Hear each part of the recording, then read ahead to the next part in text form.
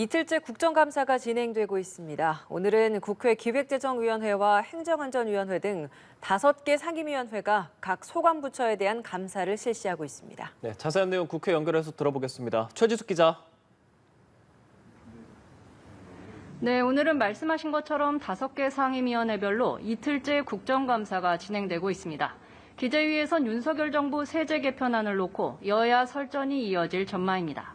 국민의힘은 합리적인 세제 개편과 경제활력 제고를 강조하고 있지만 더불어민주당은 법인세와 소득세 그리고 종합부동산세 등 인하 정책이 부자 감세라는 입장입니다.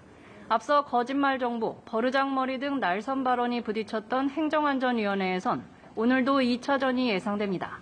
이재명 대표의 대선 기간 발언에 대해 검찰이 공직선거법 위반 혐의에 대한 수사에 나선 가운데 민주당은 이에 대한 공세를 펼칠 전망입니다. 복지위에는 새로 취임한 조규홍 보건복지부 장관이 출석했습니다. 국감장으로 첫 출근을 한 셈인데요. 감염병 대응체계 개선 등 의지를 밝혔던 만큼 관련한 상세 계획을 밝힐지 이목이 쏠립니다. 또 문체위에선 윤석열 대통령 풍자 만화와 관련해 문체부가 한국만화영상진흥원을 엄중 경고한 것을 두고 공방이 예상됩니다. 각 당 상황도 짚어보죠. 국민의힘 내일 이준석 전 대표와 관련해서 당 윤리위원회 회의가 예정돼 있죠. 네, 그렇습니다. 국민의힘 윤리위원회는 내일 전체 회의를 열어 이준석 전 대표에 대한 추가 징계 여부를 결정할 전망입니다. 주요 안건은 이 전 대표와 권성동 의원에 대한 징계 여부 심인데요.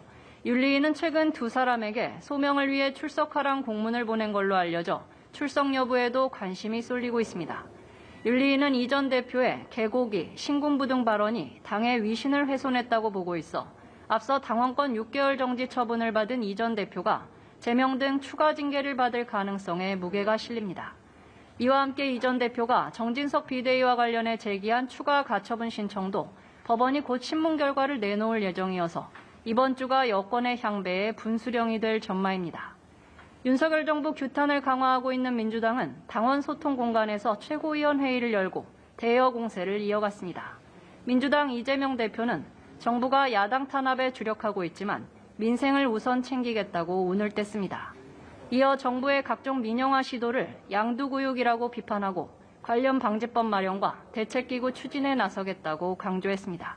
지금까지 국회에서 전해드렸습니다.